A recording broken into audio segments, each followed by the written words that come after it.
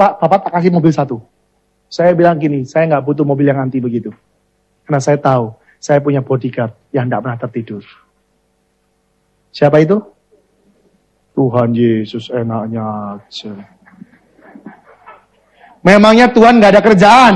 Hah? Disuruh melindungi kamu terus. Malaikat penjagamu. Enak saja Tuhan Yesus. Memangnya siapa kita? Kok sampai raja di atas segala raja itu turun? Yakin ikuti ya kemana kamu pergi? Loh, enaknya. Belajar bahwa yang menjaga engkau saat ini kemanapun itu malaikat. Setiap orang Kristen punya minimal 1 malaikat yang kemanapun dia pergi itu menjagai. Minimal 1. Tapi kalau malaikat itu tahu, oh di depan ada mara bahaya, dia bisa datangkan teman-temannya, bisa sampai sebatalion dan segala sesuatu. Ada satu anak datang ke rumah saya dan dia pengasingan di rumah saya. Pada waktu itu dia ditemui Tuhan. Karena saya sering untuk pergi, dan rumah saya tinggalkan. Ya, mungkin ada kadang-kadang ada istri saya, kadang-kadang yang tidak ada. Sudah tahu, pada waktu dia keluar, di depan rumah saya itu ada rumput sedikit, dan di situ ada kemah-kemah kecil, kemahnya kecil. Tapi pada waktu dia datang bersama dengan Tuhan Yesus, itu yang dari kemah yang kecil itu keluar, itu banyak orang. Langsung keluar gitu. Semua pada menghormati Tuhan. Dan Tuhan katakan, lihat yang menjagai rumah hambaku. Nggak percaya, terserah. Betul, saudara. Saya sudah berkali-kali menikmati pelayanan malaikat. Suatu ketika saya malam-malam pulang dari Cirebon menuju Bandung. Ada satu daerah tempat pada waktu itu DITII terjadi, jadi pembunuhan banyak terjadi di situ. Jadi di situ memang banyak kuasa kegelapan. Pada waktu memasuk tempat itu, istri saya pada tidak tahu tempat itu daerah itu. Jadi pada waktu masuk tempat itu, istri saya itu bisa berbahasa lidah terus. Dia bisa tidak tahu, tidak ada yang nyuruh, dia berbahasa lidah terus. Nah, saya ini sambil nyetir, saya tanya sama dia, kenapa kamu kok berbahasa lidah? Dia berkata, nggak tahu, pokoknya Tuhan suruh saya bahasa lidah. Ya saya lihat begitu ya, saya ikutan bahasa lidah. Karena saya tahu, dengan saya berbahasa lidah, saya akan dapatkan kekuatan. Karena bahasa lidah salah satunya gunanya untuk membangun diri kita. Ya, membangun iman kita. Jadi saya berbahasa lidah, apa yang terjadi? Tahu-tahu ban kanan mobil saya, itu bunyi, gitu. Kok ada seperti gesekan. Itu saya katakan bukan sombong, bukan mau nyombongkan diri. Itu nggak mungkin, karena itu mobil baru, saudara. Itu mobil baru. Ya, itu mobil baru susu. Jadi, nggak mungkin itu tuh. Dan saya kira, truk di depan saya yang bunyinya seperti itu. Saya selip itu truk, kok bunyinya masih makin keras. Kalau makin keras, digasnya makin keras bunyinya. Akhirnya istri saya bilang, itu mobilmu loh yang bunyi. Saya buka jendela, wah iya. Saya berhenti. Saya liatin bannya, saya periksa. Nggak ada kelainan apa-apa. Saya jalankan pelan bunyi. Terus saya bilang gini, Tuhan ini ada apa? Tuhan ngomong gini, ini sudah percaya, nggak percaya terserah. Ya, Tuhan ngomong gini. Kenapa aku tadi suruh engkau bahasa lidah? Kamu tahu, engkau nabrak setan yang sedang kumpul. Percaya, tidak percaya, terserah. Saya katakan. Setan itu lagi kumpul di tengah jalan. Kamu nabrak. Dan saya bilang gini. Terus bagaimana Tuhan? Kamu kan punya malaikat. Jalan lagi. Perintahkan malaikat itu memperbaiki mobilmu. Dan selesai semua. Saya ngomong. Jalan sama istri saya. Tahu mah, jalan.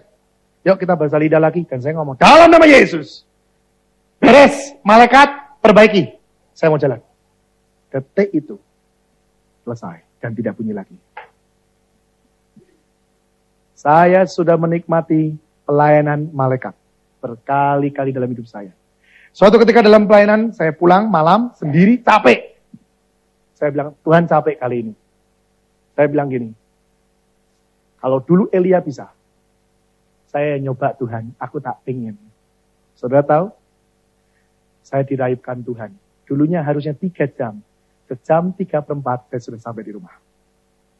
Saya nggak tahu mobil saya ngelayang kemana, pokoknya saya sepertinya naik mobil. Pokoknya sejam 3/4 sudah sampai di rumah dengan santainya. Sampai istri saya juga bingung. Loh kok cepet? Barusan tadi telepon dari Cirebon. Kok sudah sampai di Bandung lagi? Saya bilang, saya juga tidak tahu. Sejam 3/4 sudah sampai di Bandung. Sampai di depan rumah saya. Saya tahu itu pelayanan malaikat. Bukan pelayanan siapa-siapa. Kemarin saya ketemu dengan seseorang, dia berkata, ya betul Pak, jin itu ada. Yang di koran dikatakan jin dijual belikan, itu ada Pak. Saya dulunya nggak percaya. Saya dari kekristenan, dari ya satu gereja yang sudah biasanya terima Tuhan ataupun sudah bahasa dia, tapi saya nggak percaya itu ada jin. Tapi suatu ketika saya melepaskan orang dan orang itu berkata, saya punya jin. Saya tengking jin itu semuanya. Saya tidak percaya. Saya pikir kamu boleh ngomong, tapi saya nggak percaya. Malamnya didatengin jin itu, saudara. Dan singkat cerita, malam itu dia gantung diri. Si pelayan Tuhan itu gantung diri. Karena digantung sama si jin itu. Tapi Tuhan tetap beracara. Istrinya yang biasanya tidak pernah ngelirir, pada waktu itu ngelirir dan Tuhan berkata, bangun, bangun. Dia tuh gini, tolong, gitu sudah, karena belum mati. Dan pada waktu istrinya bangun, dia lihat, suamiku gantung diri. Tapi ditolong. Dan dia berkata, aku kok bisa gantung diri ya? Dia juga nggak ngerti. Kenapa? Dia gantung diri dengan selendang, ya, diikat di atas, tapi nggak ada bolongnya. Tapi selendang itu bisa ngikat di atas.